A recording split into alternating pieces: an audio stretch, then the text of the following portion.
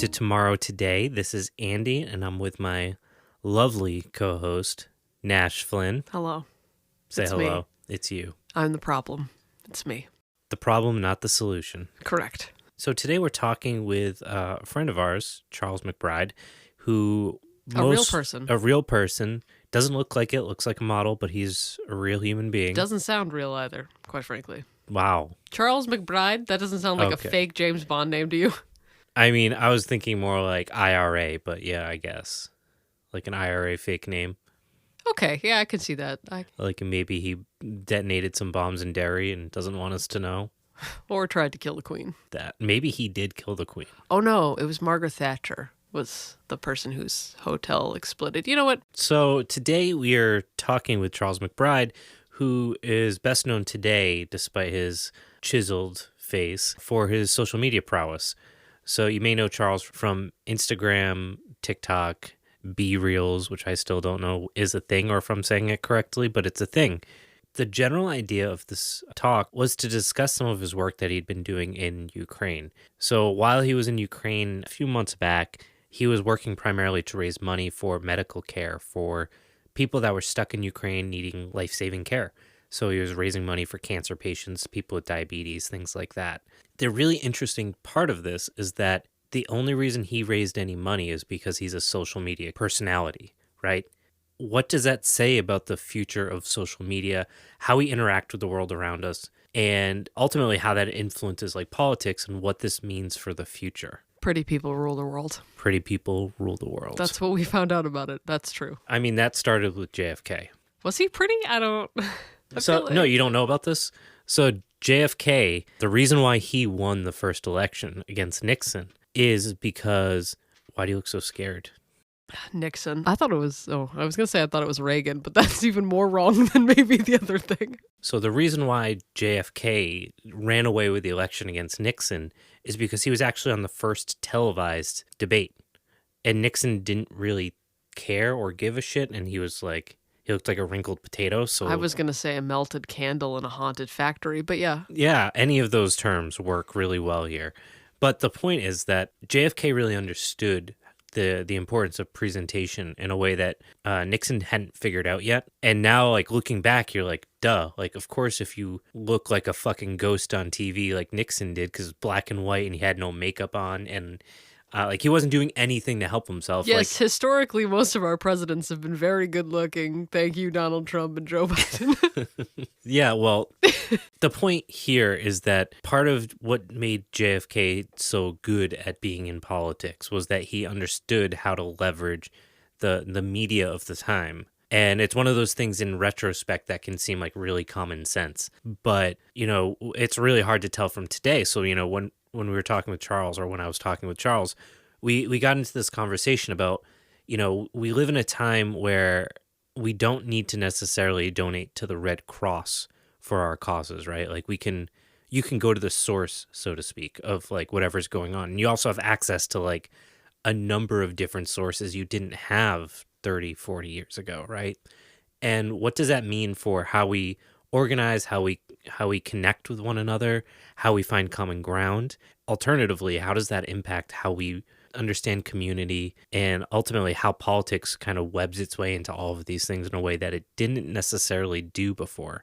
Not to say the Red Cross wasn't a political or isn't a political organization in some ways, because like it is inherently capitalist, so it has a political position, but it didn't present as a political affiliated organization because there was no alternative, and it was in a very black and white setting of we're raising money, you know, because an earthquake happened and we are the only people with the infrastructure and resources to get money there. So I'm curious, though, do we think that there's more opportunity given how splintered we can find information now and how easily it is to donate to causes? Do we think that there's more of a prevalence of misinformation and finding what you go out to find?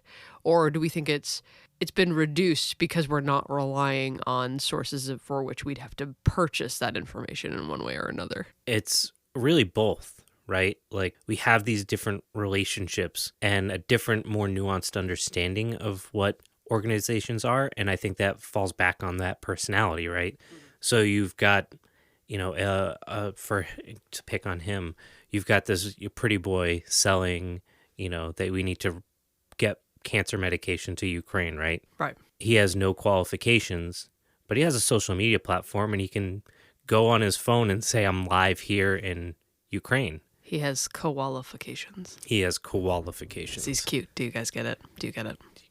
Do you get it? He's blushing right now listening to this. I love it. We watched the anthropomorphization of like companies, right? With like Wendy's shit tweeting, right? A Slim Jim being absolutely unstoppable on Instagram. Like, guys, you Yeah. can do other things.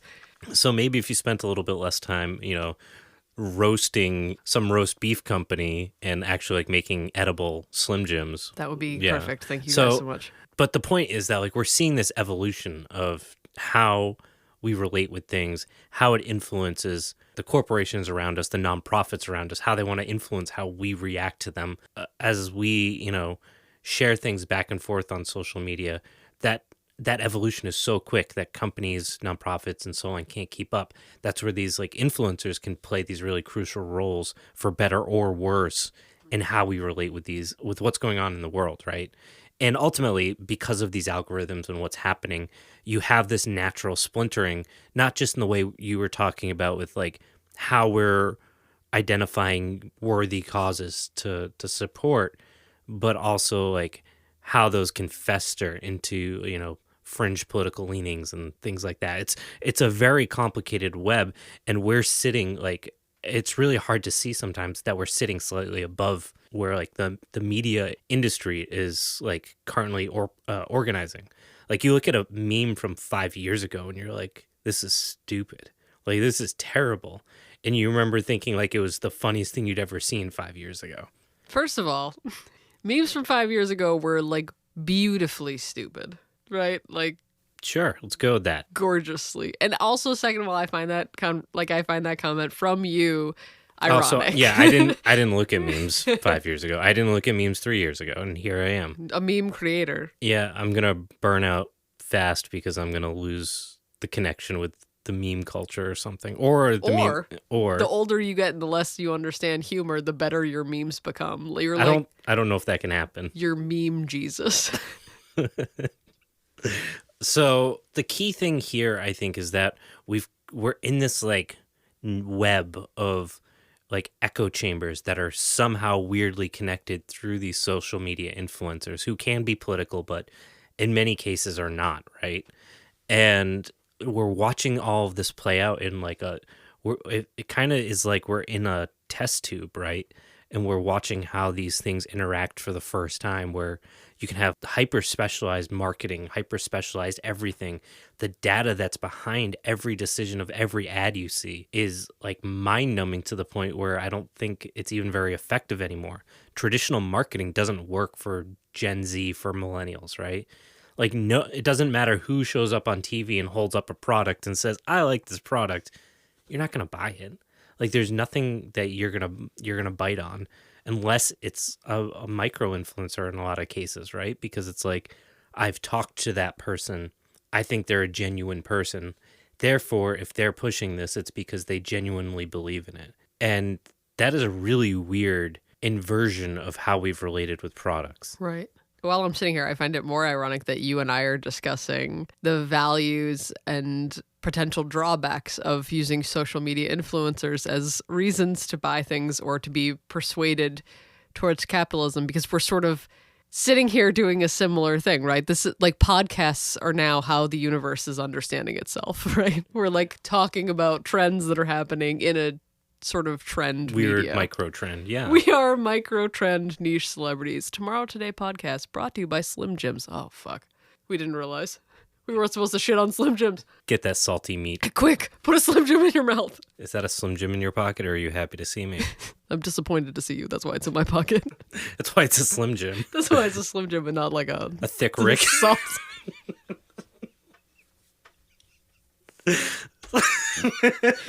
You did not just say that to me right now in this space. I'm quitting this podcast and probably life. Oh my god, you made yourself cry. Charles, you're welcome. I was gonna say This is my magnum opus. I was gonna say this is our most serious introduction yet, and then that happened, and now we're fucked. Okay, we're done here. Hopefully you guys enjoy this. It was actually a very serious conversation mostly, and I think you guys will really like it. It was a lot of fun for me. So I'm about to listen to it for the first time. So see you on the other side.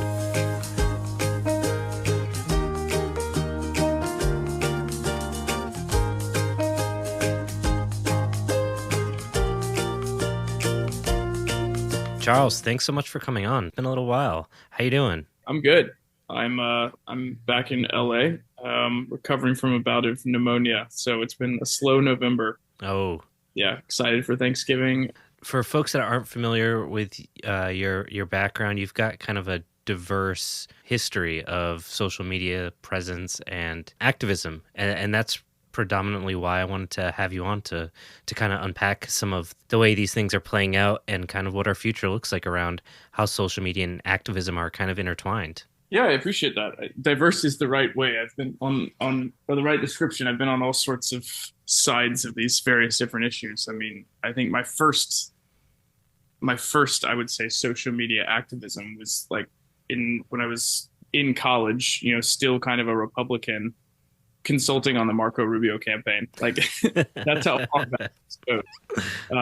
And that is an almost unrecognizable start to where we are today. And I do think that speaks a lot to like the power of social media. That I'm sure it wasn't the people around you in Marco Rubio's campaign that moved you very far away from that. No, certainly not. I mean, it actually, well, it was and it wasn't. I mean, I grew up, I was one of those like, I mean, my parents were very conservative, still remain fairly conservative, in a very like Reagan-esque sort of sense. So I grew up being a Reagan Republican. I got really like, I was big, like I felt like Mitt Romney was gonna make things right, in the country after it had been taken down the path of socialism by Barack Obama.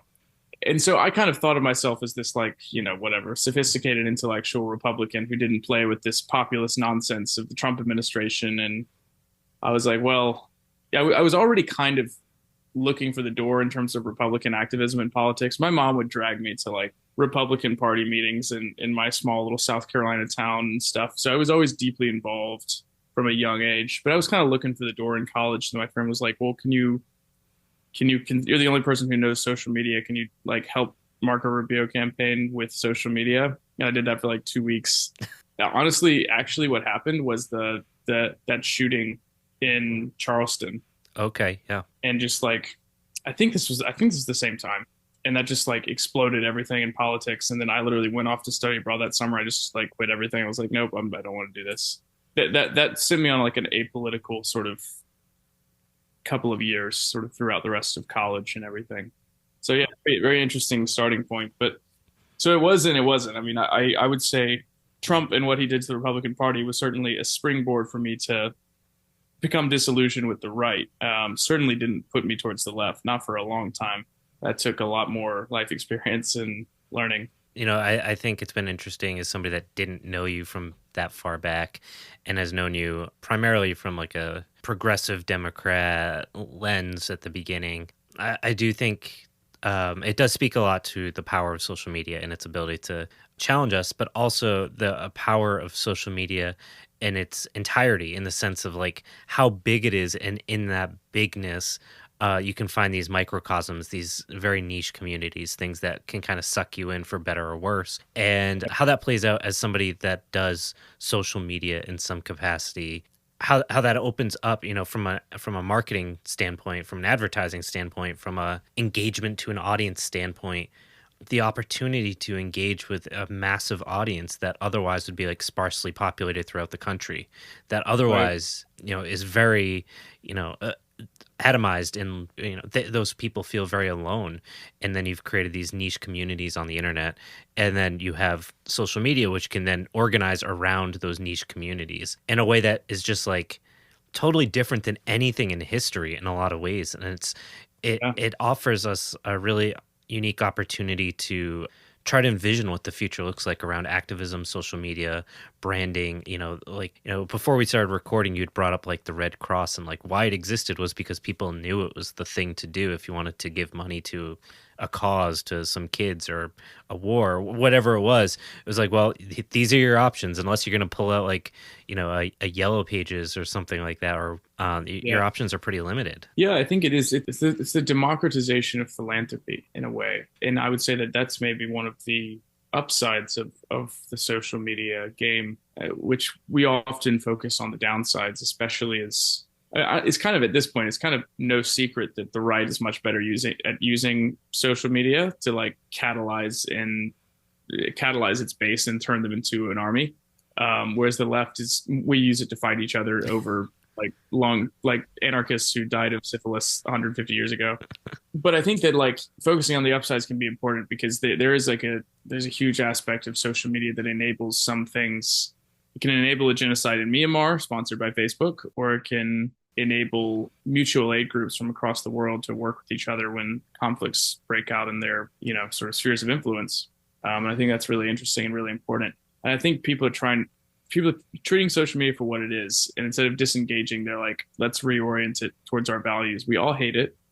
We're now, 12 years into this experiment. We all hate it. We hate the dating apps. We hate the atomization of life. We hate the performance mentality. We hate that our entire lives are being commodified and sold for profit to corporations as a business model in order for us to socialize with each other. And I think people are just being like, okay, it's time to like just mess with the algorithm, and try and use this for whatever we can. And I think, I think your recent ideas have been very interesting about that, which is like, how can you basically use the fact that this is a profit-driven business model and get the engine itself to like pull the cable car? I'm no good with train metaphors. I haven't spent a lot of time on from the United States. We don't have them. Yeah. I don't know. I think it's a really interesting concept, and maybe you want to dig into that a little bit more. Yeah, so for folks that aren't familiar, podcast is a part of a small network that is just being born, you could say, around this concept of leveraging the social media infrastructure to provide free advertising, basically. How do we take the machine that exists to profit off of us and to share viral content, and then basically like a tick latch on podcast content, audio content, to that viral piece that is geared toward the podcast content. And it's a really interesting idea, and it's something we've been playing with this podcast. You might be listening to this episode because of seeing a meme that at the end of it had an ad for this show. And you said, I want to learn more about that. And you're listening to it right now, and we did not spend any money on advertising. And ultimately, the goal would be that we can kick money back to meme pages who do all of this work, make Instagram, Facebook, Meta, Twitter, millions and billions of dollars through, just wanting to do something to engage with other people and actually being able to give them something back for that. And in that sense, you're creating a marketing department that's not actually a marketing department. They're part of a cooperative with equitable shares or ownership of that network. I don't know where it's going to go. I don't know how successful it will be. But to Charles's point, I think people are frustrated. We recognize the absurdity of the marketing that exists around us. Traditional marketing doesn't work for millennials and Gen Z because we have been so exposed. It doesn't have any real effect. And you've seen this play out, from, if you think probably 10 years ago when Old Spice started making these like surrealist commercials, and everyone loved them because they were stupid. They were totally nonsensical, and it was just a breath of fresh air to like watch this thing that was like making fun of the whole concept of advertising, and it worked. And like now that's like its own thing. Like every brand does that, right? Like brand Twitter is like cringe now, even though years ago everyone thought it was hilarious that Wendy's was like subtweeting Sonic and calling them gay or whatever. Yeah, like there was like this short window where people were like, yeah, this is cool and different. And then it was like, is this really where we're at? We're pretending these brands are our friends. And obviously like that's not good. But, the point is, I think what we're seeing is this really, social media is this very quickly evolving thing because it's literally like an echo chamber, right? Where everything is feeding back off of what is being liked by people, and that's changing so quickly that the social media algorithm changes around with it. Advertising is trying to keep up, and it's just going faster and faster.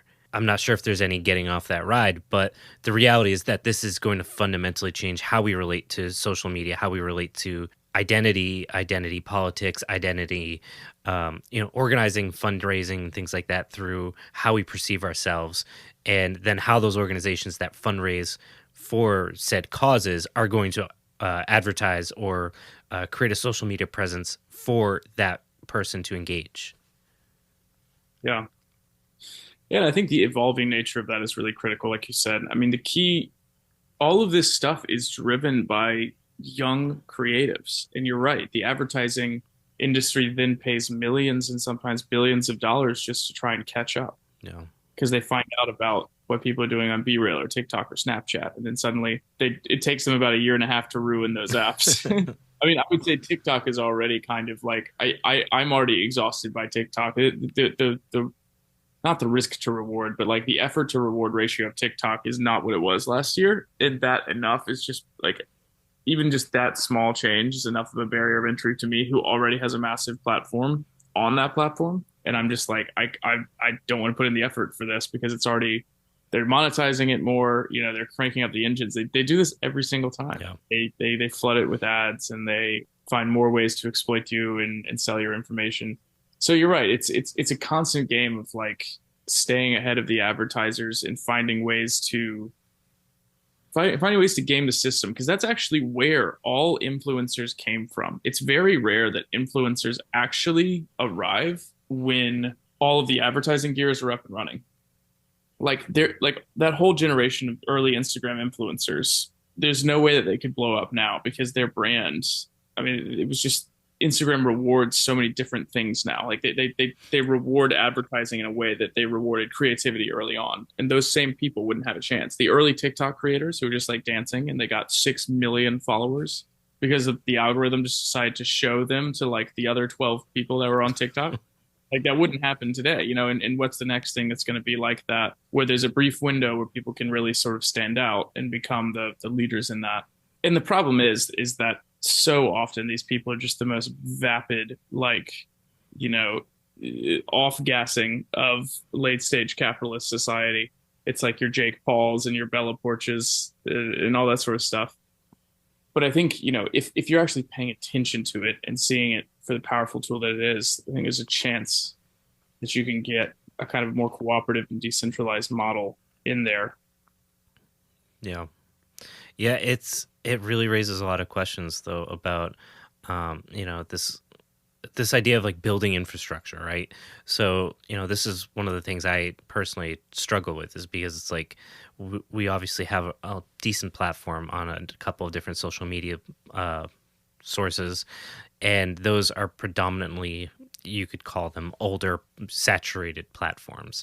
And you can see this play out on Instagram, where you can get to a certain size, but they will not let you grow past that without spending money. They do not want you to grow past that size. They will not push your content unless another bigger page shares it. Like you are where you are, and that is it. And I think you probably started to feel that a little bit too. You carry capacity thing. Like, all right, we're not going to let you progress from this level to the next level unless you put some advertising dollars behind you. Yeah. And like, obviously that speaks to the fact the market is what it is. There's no organic growth in that sense. And I mean, you see this a lot now with like YouTube, and that like there's people still trying to get in on something like YouTube, even though it's so fully saturated. It's impossible to try to stand out. Whatever you are going to try to do, someone has probably done it.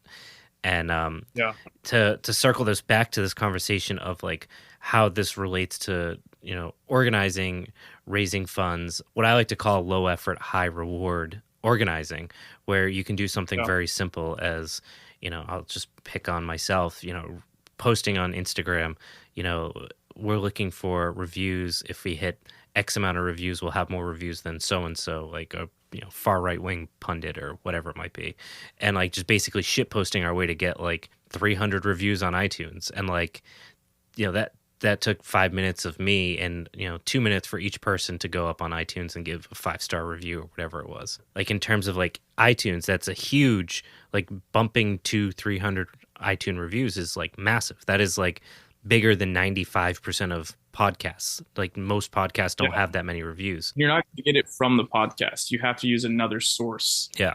Exactly. Like a sluice. You have to open up the sluice juice from Instagram in order to juice the podcast and yeah, all that. Yeah, like I think about it like if you like you live in New York City, you're on the top floor, you have all that heat coming up, and if you have good insulation, it's all just gonna sit there, and then you open that window and that pressure from the heat, the temperature difference just like shoots the air out the window. And that's what you're doing by having these social media platforms that you can then leverage into these other things. And that's where all that the gimmicks, frankly the bullshit that you can do with social media to start drawing attention and then converting it to that low effort, high reward activity.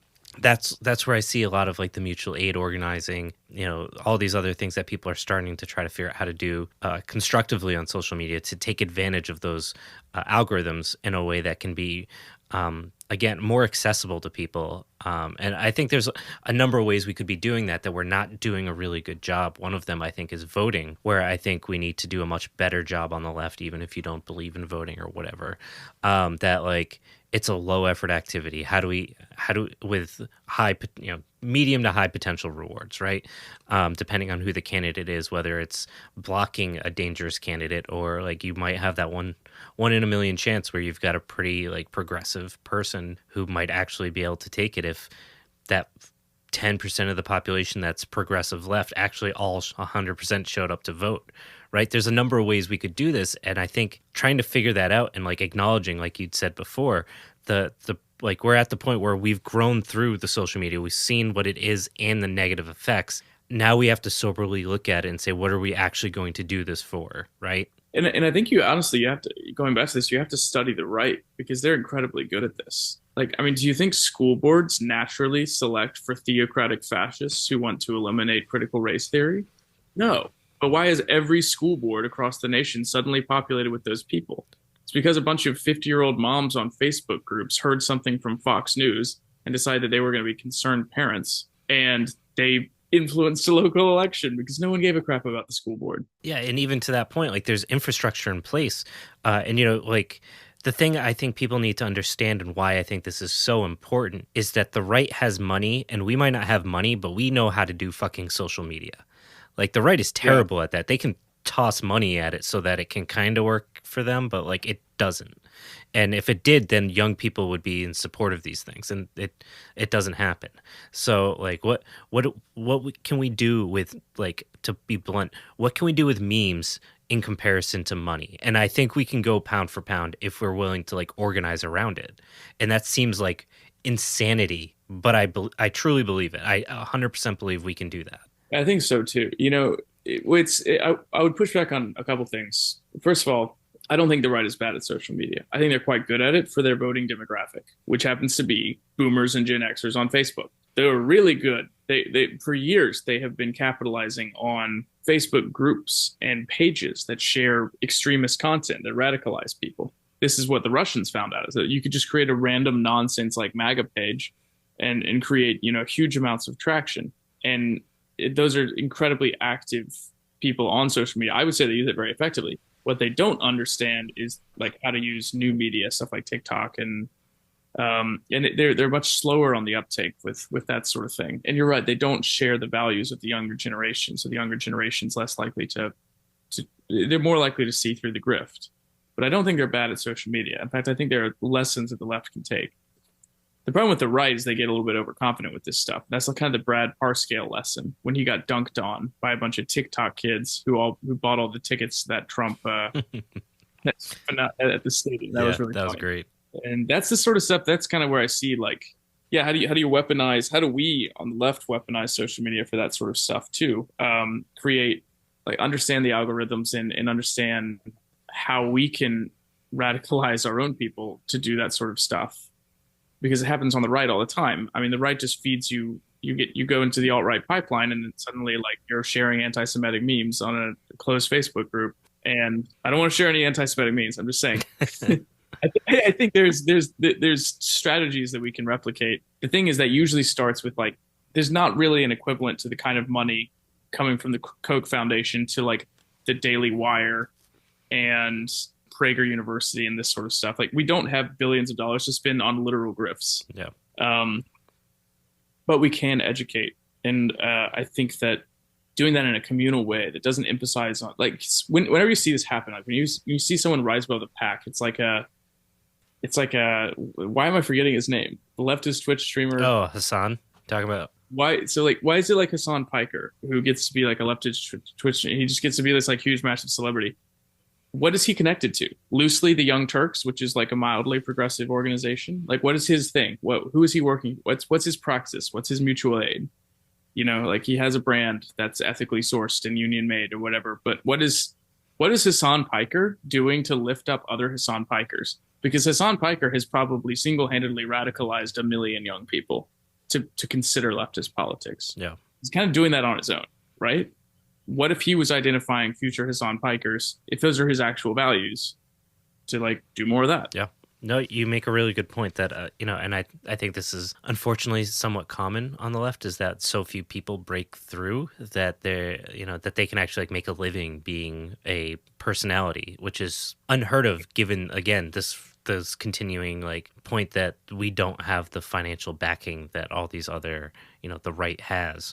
And it's a very precarious position to be in, to have that kind of power and to like actually give up your job. And and I think in a lot of ways, and I'm not going to say Hassan is in the same category, but very much like understand that you're going to be doxxed and you will probably, if you become that big, never be able to work like a normal job again. Like this is who you are because you have to be, because people are not nice on the right very often when you are very public and have left-leaning values. But you've made a really good point about Hassan, that there isn't, and this for some of our audience might be a little niche, but that he doesn't do a whole lot, at least that I'm aware of, around like organizing and connecting people and using the resources that he has to build something bigger than himself. That's disappointing because he does have this incredible reach, and he is, despite the fact that a lot of people on the left don't care for him, he does have a very important role in that spectrum of left politics. And I think that spectrum of left politics is a really good point, because like I got radicalized into this stuff listening to Elizabeth Warren and reading Anand Garrett Haridas in the most like milquetoast social democrat like books and stuff. And I came into the 2020 election like a FDR like social democrat, thinking we could, that was like there's stages for all of this stuff, right? And Hassan Piker is a stage of that. His stage is getting the kid who like is used to griefing people on Modern Warfare to not become a school shooter or a fascist, an online fascist, because he's maybe considering something that this cool guy Hassan, who's a good gamer, said about economics or whatever. And then if he's more interested in that, then that's when he gets handed off to someone who knows more about what they're saying, like my friend Jessica Burbank, who's also on the Young Turks and is definitely building something bigger than herself online. Leftists constantly give each other ideological purity tests without understanding that like they didn't just show up one day and have like all of this knowledge just dumped on them. Like they got sort of left pilled through a variety of gates, and they stopped at those way stations, one after another. And they can't expect that people who are still at those way stations will be there forever and dismiss them for that notion. Yeah. Or that they're at the last station, for example, which I find really common, that they've found this objective truth versus like recognizing, hey, I'm 25 or 30 or whatever it might be, 18 years old. I probably don't know everything about life yet. And that's okay. Like I can say, this is what I believe right now. It's probably going to change. And that is a really difficult pill to swallow in the social media platform, right? Like where everything is documented, it exists, and like we're expected to be perfect. And like that plays into like this whole like cancel culture issue that exists, where everyone is expected to, again, just be perfect and be with the proper vernacular of the time. And like, it's totally disconnected from the fluidity of the world we live in, and especially the fluidity of how social media operates and influences. And again, we have this like call and response with social media that it's so quickly changing that there's no way to be, even according to the social media, if you tried to follow what is expected of social media personalities or how you want to present on the internet, there's no way to do that in like real time and reflect your values 100% and not do something problematic. Right. Totally. And like, dude, like we're two white dudes on a podcast talking about this sort of stuff. Like, I really hope we're not someone's final way station for entry into left politics, because like I don't know what I'm saying, and I mean, like we can only embody our values to such a degree. Like we are the representatives of the privilege that this society has created. I mean, that is us. Yeah. So it's like, I think people on the right understand it. And it was funny because like when I was in those circles, people always be like, oh yeah, well he's like, they're slow. And they would talk about how like they would see different liberals who were becoming centrists and then they become conservatives because like the left had gone too far or whatever. And they would like see them making that transition and be like cheering them on, like, oh yeah, he's starting to listen to Jordan Peterson. Soon it'll be Ben Shapiro. Then it'll be, well, I don't know, Richard Taylor or Richard Spencer or whatever. Like, and I think for us, like, we need to be more appreciative of the fact that there's a wide net that I don't know. In my opinion, the left should be the most welcoming place for anybody. And instead, it's a fucking minefield. It's a huge minefield. And it is because the way that it behaves is so opposite its proposed values. And it's really interesting. I mean, like small, and I don't want to wander too far off your topic, so let me know if I'm straying. But like small anecdote here, growing up sort of in the church and everything, I was always just struck how the things we were taught to believe about the world and God and the universe and each other seemed to be so opposite to how the church as an institution and the people inside of it behaved towards each other. It was just, I was constantly affronted by the hypocrisy of the dissonance between values and behavior.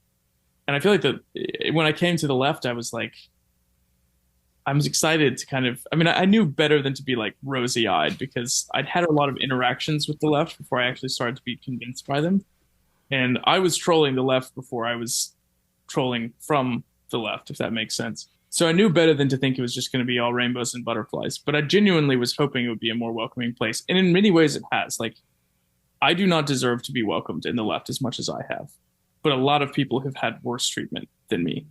And I think it should be a place that is just very open to, I keep using religious language, but repentant people. People like me who were dyed-in-the-wool Republicans who were raised from birth to basically become heralds of Christian nationalism and capture the apparatus of the state on behalf of like a Christo-fascist apocalyptic vision. It's a long way to come. Yeah. There's a lot of people who are at various stages of that, and you gotta sit with them and let them germinate and marinate for a little while until they're ready to kind of come to the next step, which is dismantling fossil fuel infrastructure. Obviously, yeah.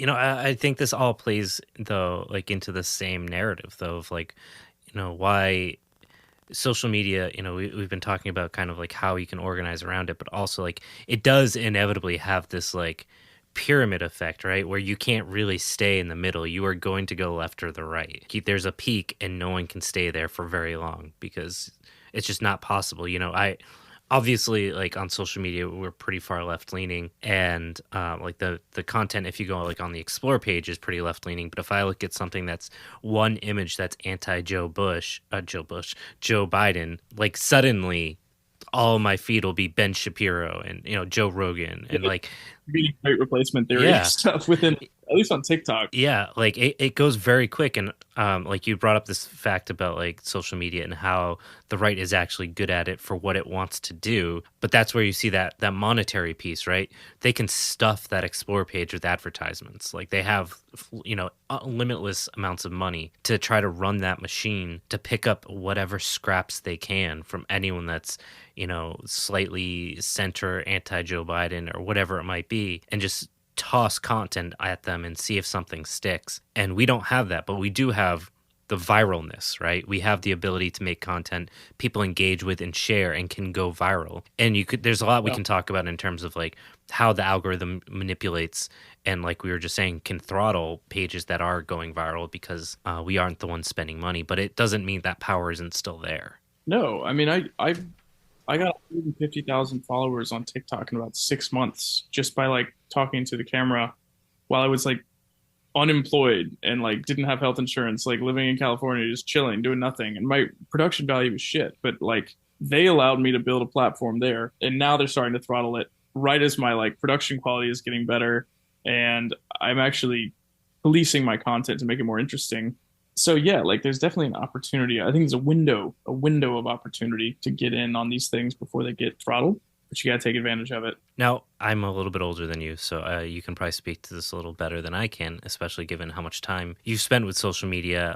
We haven't talked too much about some of the work you've done, but you did raise a bunch of money for some folks in Ukraine that were in need of medical care. That was completely based in having a social media presence. And I think it speaks to the power of, again, the low effort, high impact return on being able to just utilize something like a social media platform. But what does this really mean when we start thinking about the future of these platforms? We're seeing today, as we're recording, Twitter is like a disaster. It's falling apart. Facebook has just reported like huge earnings losses, even though their earnings losses aren't because of advertiser revenue. You're seeing more strict throttling because they need to raise money to offset the costs of the metaverse. And then you've got TikTok, which is starting to go through the same monetization as Meta and Twitter.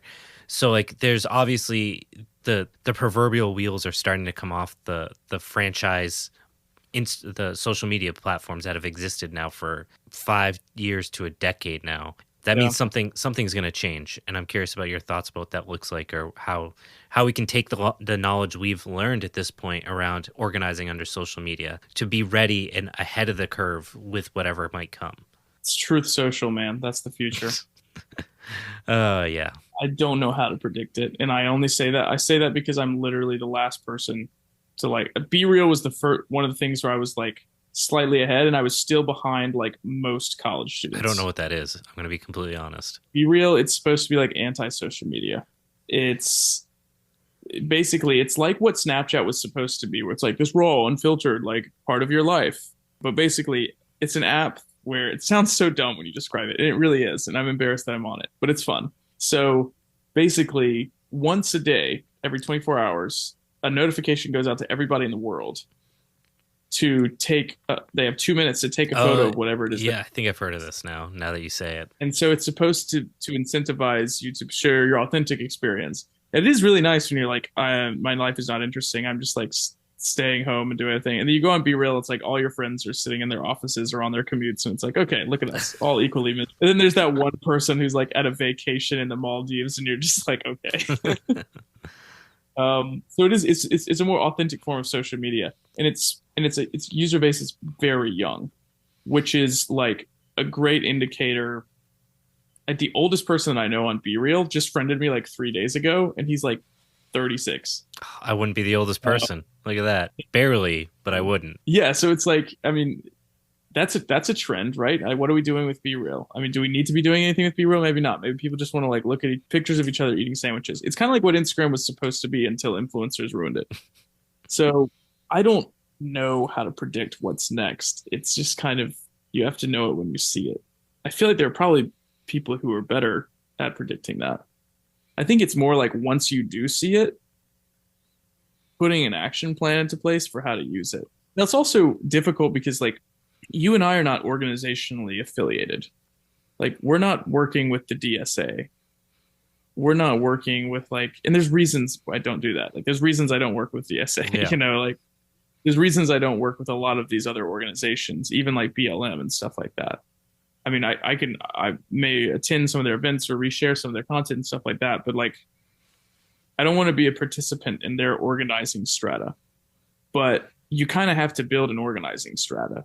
And I think that that's something that has to be done communally and with the help of organizations, but not under any idea. I don't know. It's a weird place. It's a weird place to be, because I feel like you and I are both in this slightly disillusioned stage of all this. I don't know what you're talking about. Never been disillusioned. Still trying to be positive and trying to create connections and stuff while dealing with sort of, I don't know. I would say you and I are definitely, we're definitely, I think we appeal more to the libertarian left side of the left. Yeah. We're certainly more forgiven by them. And I think, you've brought up this idea of how do we organize without becoming just recreating the monster that exists on the other side. Obviously there's limitations on what we can and can't do because of resources, and ultimately for 99% of us this will never be a job to do this kind of work. But that doesn't mean the work isn't necessary, and that the future of the planet doesn't very much depend on people organizing and figuring out how to game these things, because that is like the sober reality, right? That we have to figure it out. The alternative is bad for the entire planet.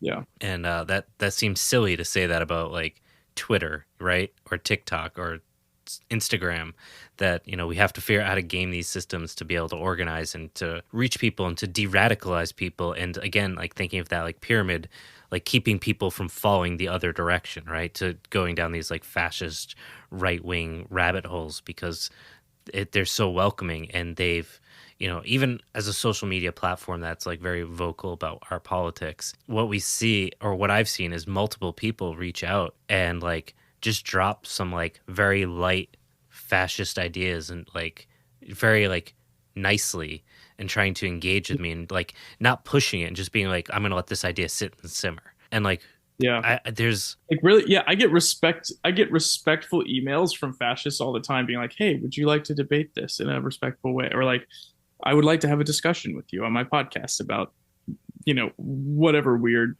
fascist idea." yeah. And like, They're always very respectful about it. yeah, because You know, whereas like F off, you don't share my precise interpretation of Marx. yeah, like it speaks to the fact that they understand this. Like, I think about it like as fishing, like, you know, like quite literally fishing. Like, you know, you're playing the long game. You don't expect a fish to bite the first time. You don't, you know, rip the fish out of the water the second it shows any interest. Right. It's like this whole game, this cat and mouse game that they play, and they're really good at it, and it's understood that's the way it's played for the right. We don't do that at all. And again, the way we engage with the social media, I think, is really important in understanding that, because that manifests just like you had said, in this way of how we engage with a social media post about like whether or not it's, you know, problematic or whatever it might be, or if somebody comments and it's not, you know, your brand of whatever, that like they're terrible people. Whereas the right is like, some of that exists, like, for sure, but also like it's much more encouraging to get to the finish line, so to speak. Whereas we're critical that you're not at the finish line, and as though there is a finish line. As if leftism is a competition that you only win when you're like executed via a firing squad in some struggle somewhere. Yeah, like, God, it's just, it gives me so much anxiety. But here's the thing that the right benefits from, is because the far right's ideas are hateful on their face. So they have to be, the poison pill has to be hidden in a palatable container.